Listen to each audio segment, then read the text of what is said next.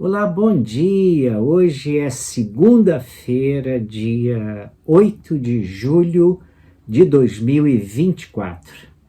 As crianças, elas lidam com a morte de um modo muito simples. Elas fazem muitas atividades que têm morte. Elas matam e são mortas. São enterradas e ressuscitam várias vezes como se fosse a coisa mais natural do mundo. Você que já foi criança sabe do que eu estou falando.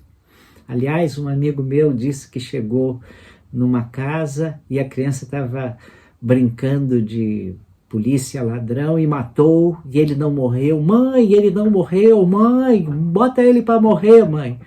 E ele ficou parado pensando que é assim. Antigamente, nas cidades pequenas ou nos ambientes rurais, a morte era muito mais próxima de nós. Se morria alguém de uma comunidade, todos sabiam o que fazer e como participar. A vida e a morte estavam entrelaçadas de tal modo que os ritos de passagem eram naturais e inquestionáveis. Hoje nós terceirizamos a morte. Colocamos a morte nas mãos das instituições.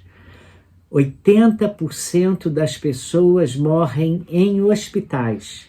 Se porventura alguém morre em outro lugar, há um telefone de uma ambulância, de bombeiro, polícia, funerárias, advogado, seguro, igreja, padres, pastores, com suas regras e protocolos próprios. A maioria das pessoas que morrem não é mais assistida pela família ou por amigos. Geralmente, gente estranha e instituições se encarregam de tudo. É assim. Alguém disse que deveríamos ter o tema morte no currículo escolar.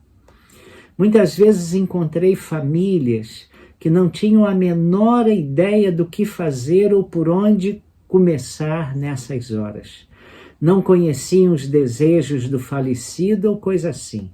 É que a possibilidade da morte nunca tinha sido tratada por eles. Apesar de ser a coisa mais certa da vida, a morte nunca é levada em conta. E olha que assistimos a milhares de mortes na televisão e no cinema. Ela é tratada como uma emergência inesperada, uma espécie de crise. E a resposta para essa crise é pressa. É preciso fazer tudo o mais rápido possível, pois os vivos param a vida diante da emergência da morte. Agora, eu leio o testemunho de uma senhora cujo esposo morreu de câncer com 48 anos. Naquela manhã, ela leu a história da ressurreição de Lázaro e foi consolada por duas verdades das Sagradas Escrituras. A primeira, que Jesus disse aos seus discípulos que Lázaro estava dormindo e ia despertá-lo. Os discípulos não entenderam a linguagem figurada usada por Jesus e o mestre teve de ser mais claro ainda. Lázaro está morto, disse. Dizendo que despertaria Lázaro, Jesus queria ensiná-los de que não precisavam temer a morte mais do que o sono. Para Jesus, ressuscitar alguém do túmulo era o mesmo que acordar alguém de um sono. Eu não estou falando de sono da alma, tá bom? Jesus, em segundo lugar, disse a Marta que quem crê em mim, ainda que esteja morto, viverá.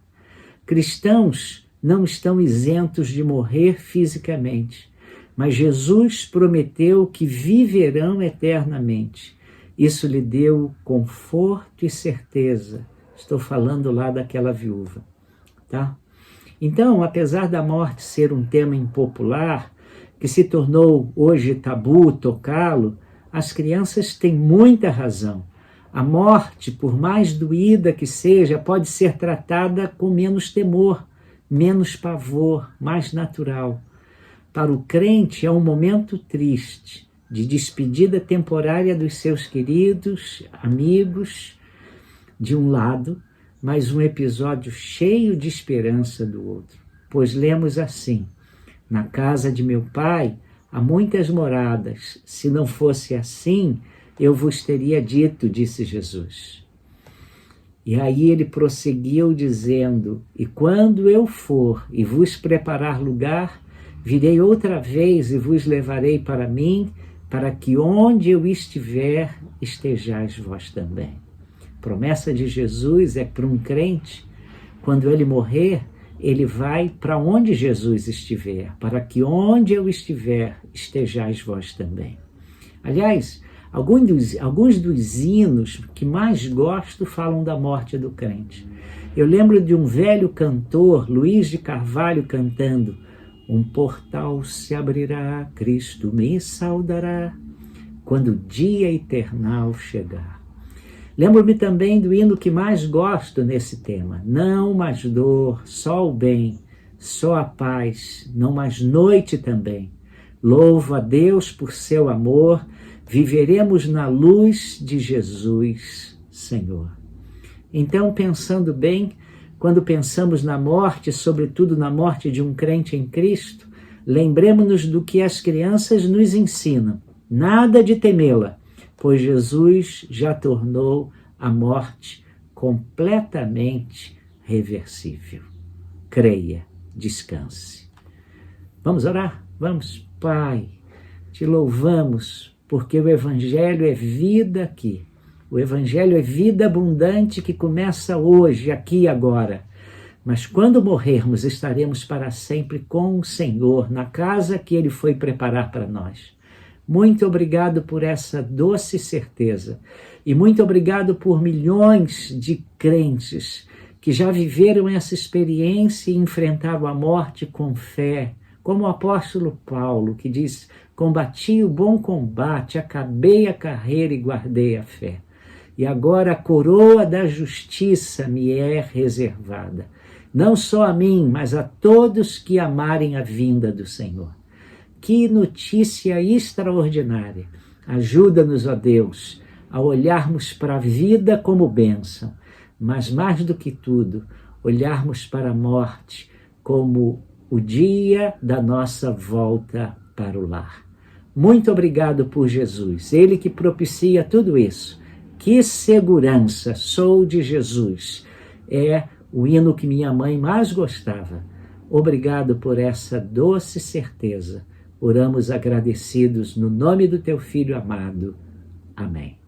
Tenha uma semana muito abençoada.